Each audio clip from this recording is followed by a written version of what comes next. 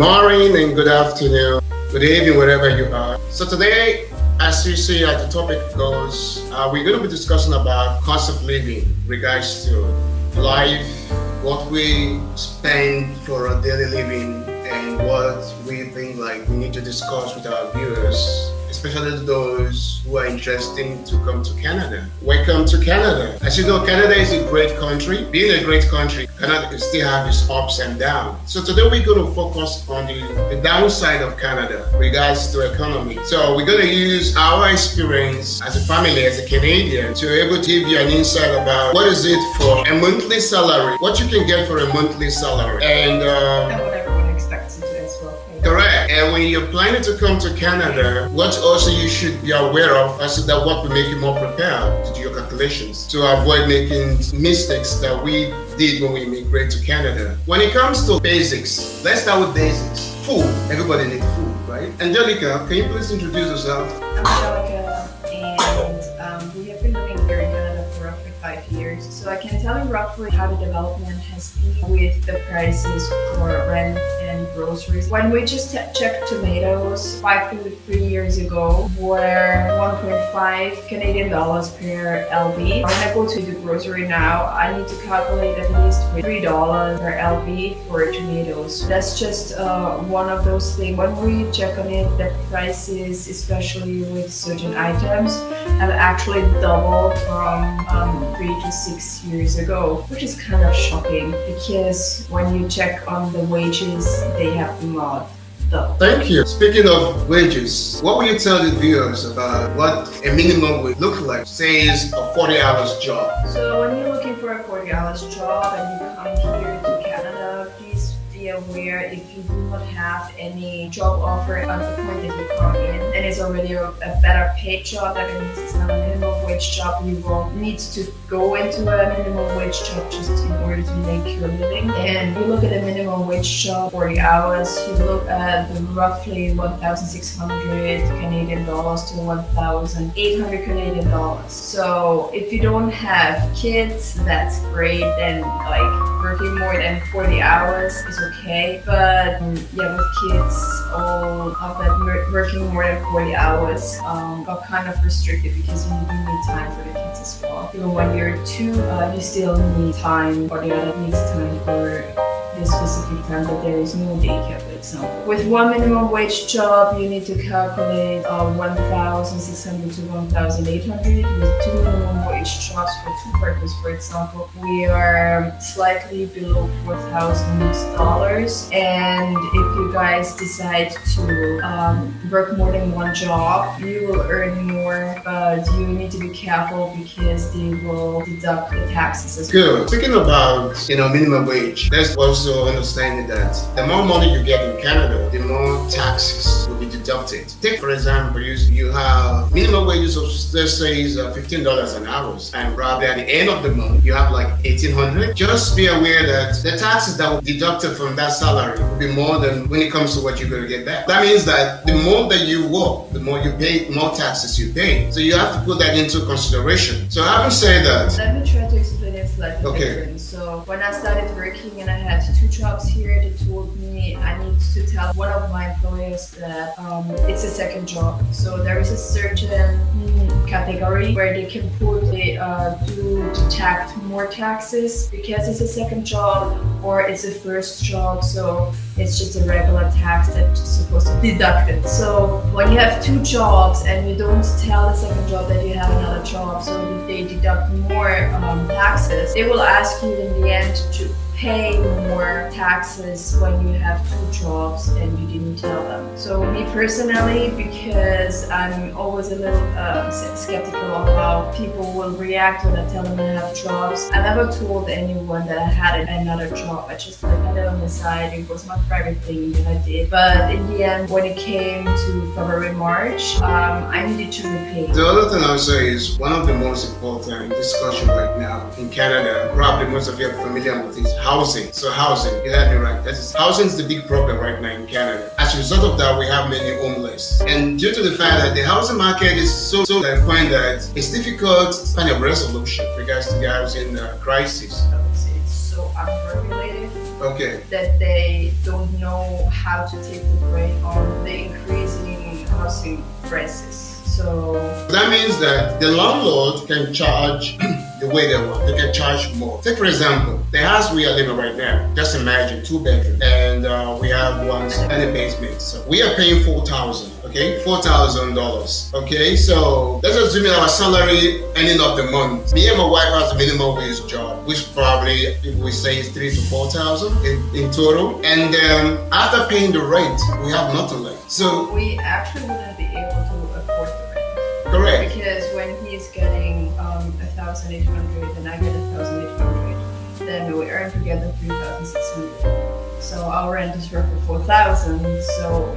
our combined income is going to be below what our house costs here. So it's kind of difficult, and we have been living in a bachelor apartment for roughly 5 years. That was 1,500, 600 around. Yeah, it was even difficult for one person, and you should be able to afford a bachelor apartment for one person to meet up with paying the rent. So that means that somebody a bachelor with a minimum wage, it is difficult to survive in Canada. Majority of people have 2 jobs. So when I came to Canada initially, I was like, okay, fine, I have a job. But I realized that the housing costs, the grocery costs, so I needed to have second job, and my wife too. And that also cost us, because the more jobs that you have, the more taxes are, because they put both together. So you better put that into consideration that when you come to immigrating in Canada, because housing market, if you find a way to get through a housing market, then all the other things will follow. But housing market in Canada is very sensitive discussion. So I think I forgot to say that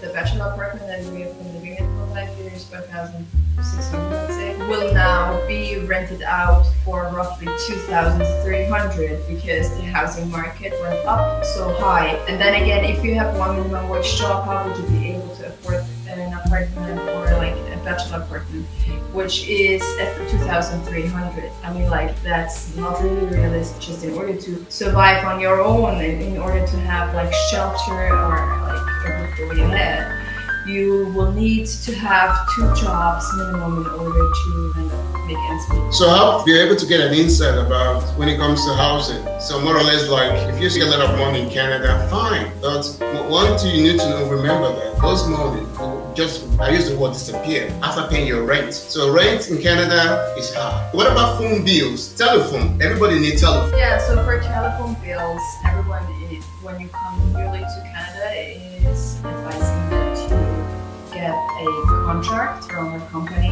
We did that too. Unfortunately, we were not really successful with it because, like, as a newcomer, you have a lot of things to pay. As a newcomer, you have some expectations to yourself that you need, or whatever. Maybe there is school or whatever. So sometimes it's not as easy to catch up with all the payments that you need to make. My personal advice is, when you come new to Canada and you start off, forget about your credit score. Everyone is gonna tell you, ooh, take a contract loan for your credit score in order to improve it. Forget about that. First, settle down.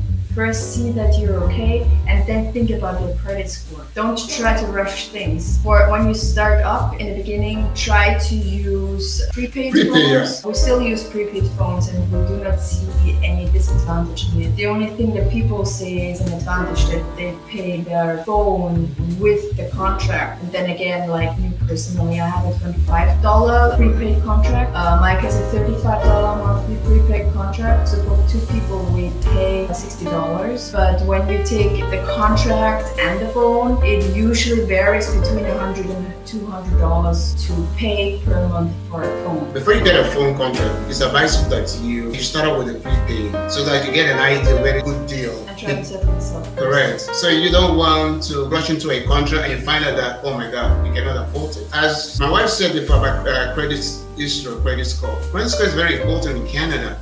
Okay, that is very, very important. You should also, first of all, settle down first. Make sure that the housing issue is settled. So when the housing issue is settled, and then you can start talking about credit scores and other things. Because credit score, without credit score, you can't get anything in Canada. You can't rent property. You can't have a car, like car insurance or wherever. So credit score is very important. So having said that, now let's talk about grocery. People need food in their house. What has changed since before and after COVID? So I remember before COVID, bills were between $80 to $120. Now our grocery bills, and I really try to keep our belts tight. That means I try not to buy too much that luxury goods, really just things that we need. I try to make it 200. So I try to be in between 100 and 200 to just get the most necessary stuff. In a family of 5, you should have an estimate of, that means $200 to $300 for a week. We usually go shopping once in a week, which is most of the times on the weekends. We also made a video, we just need to upload it, cut it and upload it, about the groceries that we found in our prices. So we will keep you guys posted on that as well. If you make your calculation, let me know what is the cost of when it comes to grocery costs in your country. So probably it's different. Like our discussion right now is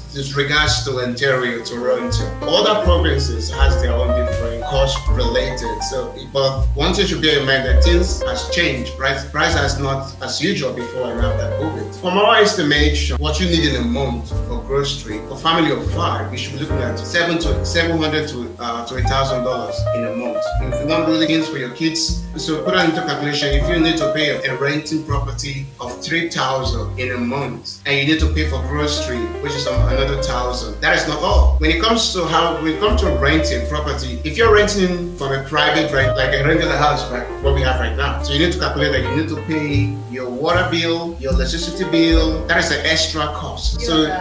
Your gas bill, your garbage bill. You pay everything extra. So when you look at the ending of the month, you end up like roughly $5,000 just to be able to live in that house. But when it comes to condos, it's different. Condos is like some condos, their water bill is already included. It totally depends on the landlord. Correct.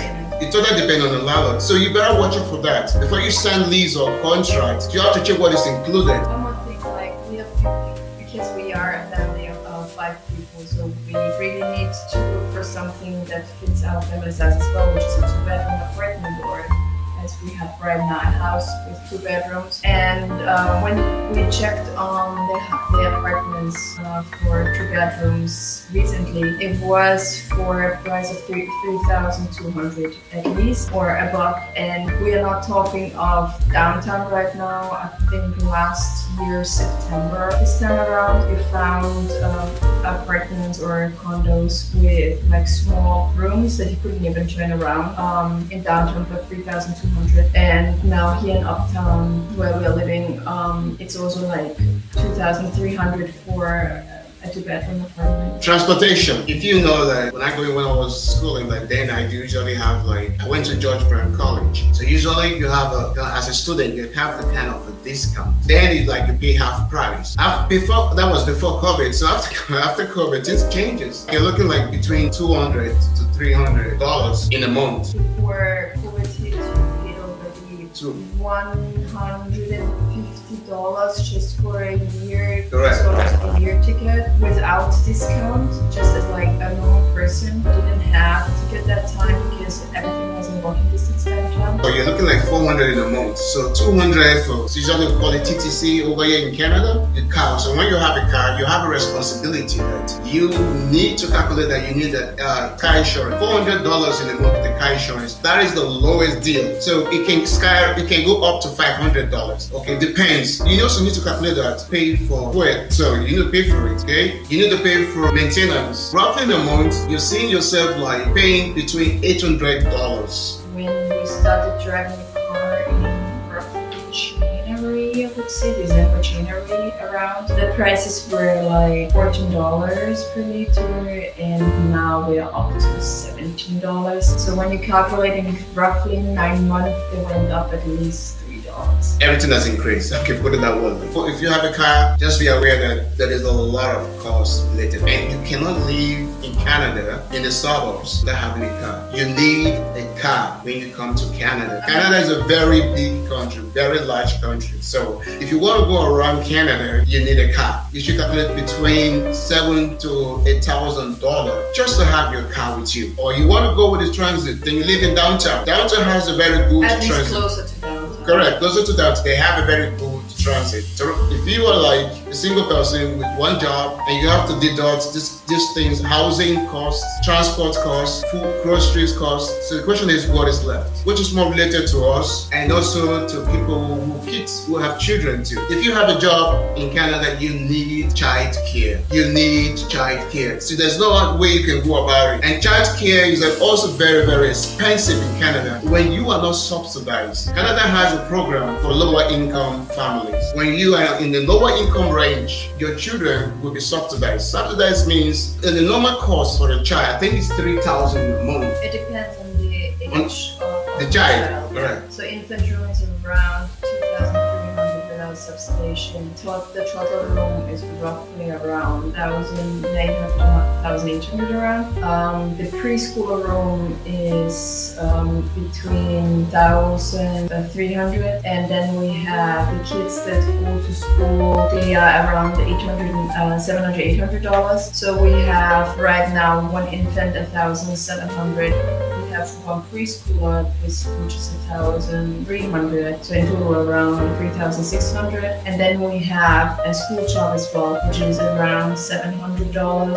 So we are looking at 4,300 around just to send our kids to school in order to provide money for a living. If you're not subsidized, that is a lot of money. So it depends on how much you earn, how much the state pays for your child care spot. It's very, very expensive, so you need to be subsidized. There is no way out. If you come newly to if you newly come to Canada, you need to be subsidized. You cannot afford daycare. It's really expensive. I also want to say something else about daycare. So we have been living downtown and uptown, and how many daycares are offering spots and in which frequency they offer spots. Downtown is a more crowded place, more people living there. So there are more spots, more daycare centers that take kids. So there is more offer of daycare spots than what I find here in the suburbs. Just for you to have an idea, there are daycares around here, but they are not subsidized. So when you're subsidized, then you need to look for a daycare that is subsidized versus a daycare that is not subsidized. We were looking for one daycare that can take all 3 kids, and we were waiting roughly a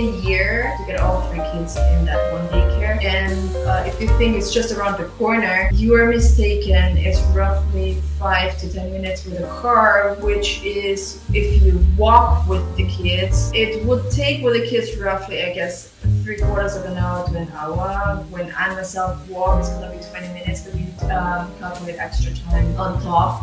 And if I want to take the TTC, the public transport, it's also going to be roughly half an hour of my morning time, which is already very tight and dense. There is right now in Toronto a program running. They try to reduce the childcare for each child like $300 till 2025, which is very close by. And they constantly try to reduce the childcare fees like 75%, 50%, and 25%. In order for people to be able to afford daycare more, they reduce the daycare to $300 per child. On the other hand, when you have 3 kids, for $300 per child, it's going to be $900.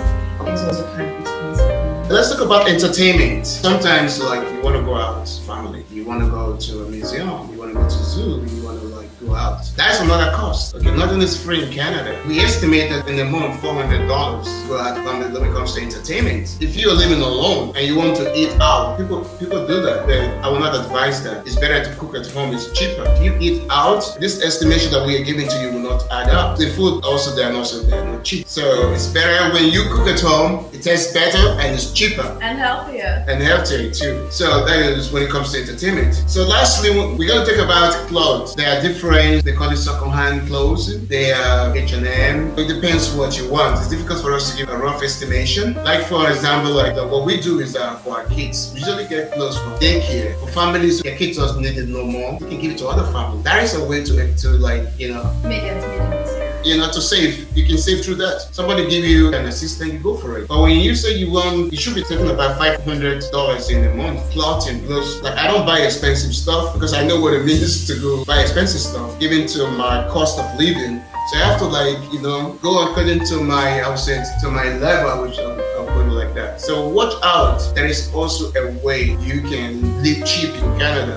We will discuss that in another video. What we are just saying, this has to do with Ontario and that has to do with Toronto. Next topic, we're going to let you know where you can get cheap grocery when it comes to housing. They also have government housing, affordable housing too, but also depends on your preference if you need the affordable housing or not. So it depends. So some of the affordable housing, I would like you to see for yourself. So you said, okay, I don't want to live here or I have no choice. So it depends what you decide then. And another thing about the houses, which was called subsidized housing, is there is at the moment a wait list of 10 years. So if you come new to Canada, you need to consider that you're gonna be on a wait list for 10 years. Please come to Canada. Please come to Canada. We love immigrants. We love people coming to Canada. But one thing we just want to make it clear that do your calculation. Research. Yeah, do your research. But what we have told you so far is try to evaluate before you make that decision. And also is Canada has, as you know, has its positive side. That was another video, we'll talk about the positive side. But today we're just talking about for every green grasses, there's also a kind of a hard road that also goes with it. So we're talking about the hard road right now. The last thing we're going to talk about today is about healthcare. Now you help. So around the world, they know Canada as well. Free healthcare. We talk about healthcare a lot. That is true, but is it all free? No, it's not all free. Canada taxpayer pays for the healthcare. We do pay, yes we do. So it's not that free. But what is free? That you need to wait for a year to get treatment. Sometimes you need to wait for a year to get treatment. So you have to understand that is it better to go to a hospital and say, hey, here am I and I have this. This is how much should I pay? Okay, here is the money and you get treated. Or you need to go to queue and say, okay, good. Mr. A, you're going to get your surgery in 6 months' time. And Mr. A has a very emergency. Yeah, a very emergency case. Healthcare in Canada is not that free.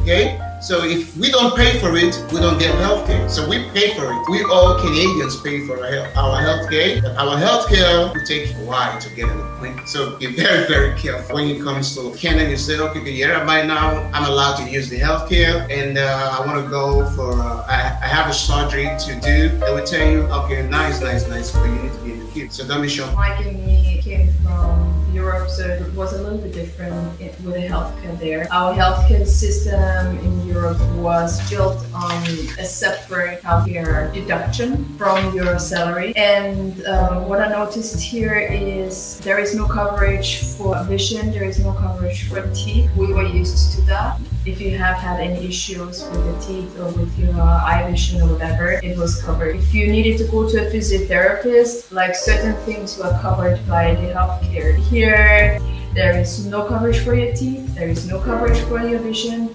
only if you get extra insurance. Another thing that you need to be aware here in especially Toronto, because I don't know in the other where, it's very difficult to get a family physician. So in case that you get a family physician, you're lucky and try to keep him or her. But sometimes people are not having a family physician for years because there is no availability for a family physician. All of the spots that family physicians have are actually occupied. The good thing about it is that there are a lot of walk-in clinics. So in case there is something going on, you actually can go to a walk-in clinic without being a patient of a family physician, and they will still take you and help you and check on you and prescribe you whatever is needed. So generally, it is kind of a tough situation with the healthcare. Good. So the last note I would say is when you're coming to Canada, get your warm jacket. It's cold. We're getting to winter period right now. Canada is a cold country, okay? So get your winter jacket, your winter boots, get ready. Okay, we also have a very hot summer. When it's summer, it can get hot too, but not things up to 3 months, something like that. You really got like a really hot summer. So when you're coming to Canada, get your boots, your winter boots, get your jacket, get ready. Okay, and that is all for today. If any of you have any tips, advice, any topic that you find interesting that we should talk about, please let us know. I also we want to let you know that we're having a membership I would say membership program. So if you want to if you have an idea of what do you expect for a membership, let us know. So we will be setting up our membership very soon. So we advise you guys to check it out. And also let us know that any advice, any tips that you want when it comes to coming to Canada, any help that you want coming to Canada, we are ready to help you. We want you to be successful. We want you to come to Canada, but we want you to do it well, so that you don't make the mistakes that we make. So thank you for listening. Thank you for watching. And for me, I would say is bye and see you soon. Subscribe. Thank you so much. Thank you. Have a great day wherever you are.